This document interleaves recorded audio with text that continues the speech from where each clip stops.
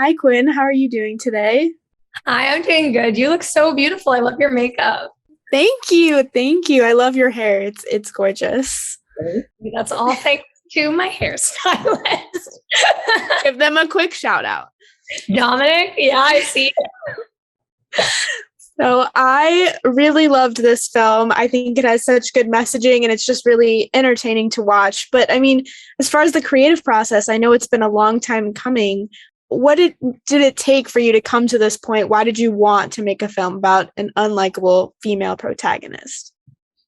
I've always really been drawn to, telling the stories that I think a lot of people are nervous about in my work. I mean, my first film is also about, in a very different way, some provocative subjects. And it was something that I was excited by. I wanted to talk about what was going on, like socially and politically in the world around me, and also talk about the internet in a way that felt really personal to me and also to a lot of people my own age. And then with Danni, I honestly, I feel like I haven't seen enough female-fronted critical satire.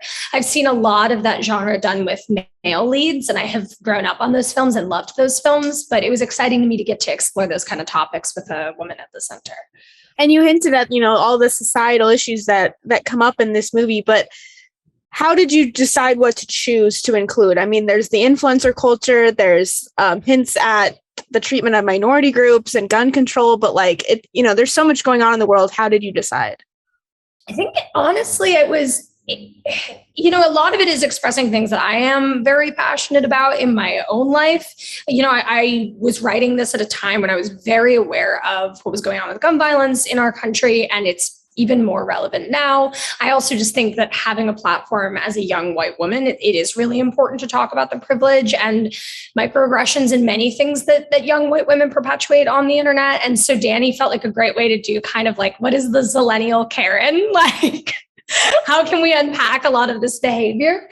So, these were all things that are really important to me, but it's interesting how nowadays, like, you go on your phone and those topics are just right next to influencer ads and people's vacation pics and like things that have no real substance, but you consume them all with equal attention, sometimes even more attention on the superficial, because it's a distraction from the horrors of just being a human being today in America.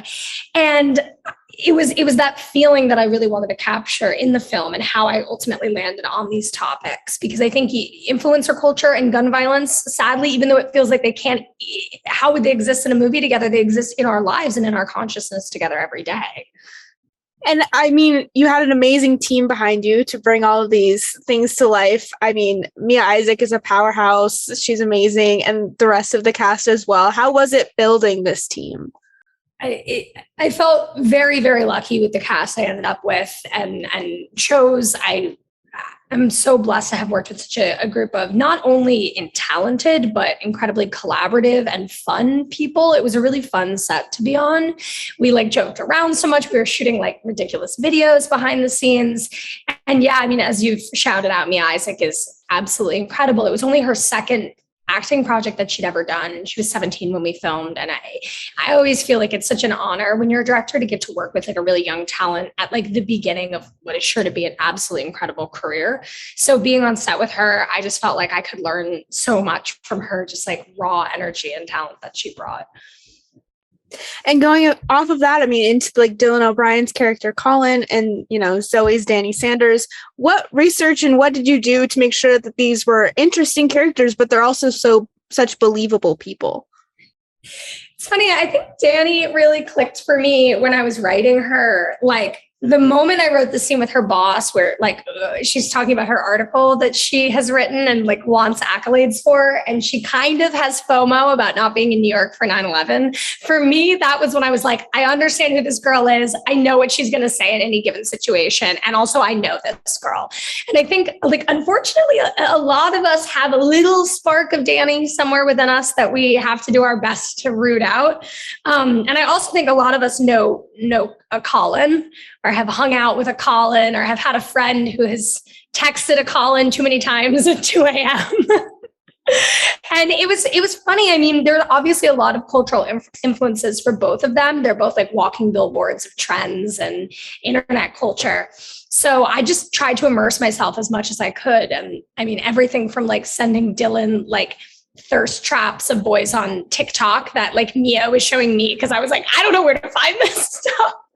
And then being like, you need to learn these poses, Dylan, for our photo shoot in 2 days.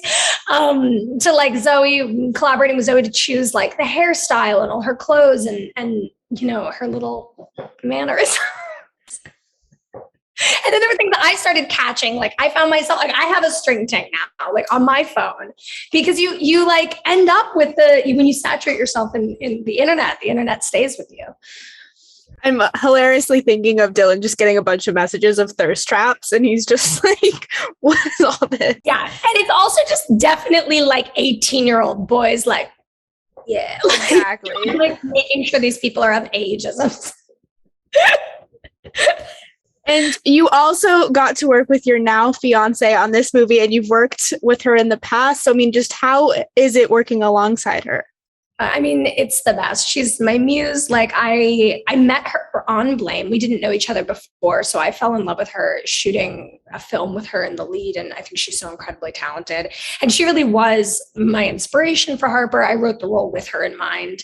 And I loved the idea. She's had such a great career of playing villains. And I loved the idea that even though Danni is the one doing villainous things in the film because she's framed as the protagonist, then Harper, the character that Nadia plays, would of course feel like a villain to her.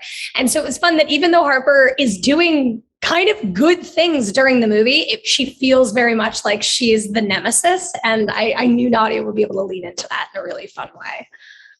Well, congratulations on the film and your engagement. And thank you with everything. Thank you. Thank you. It's great chatting with you. You too.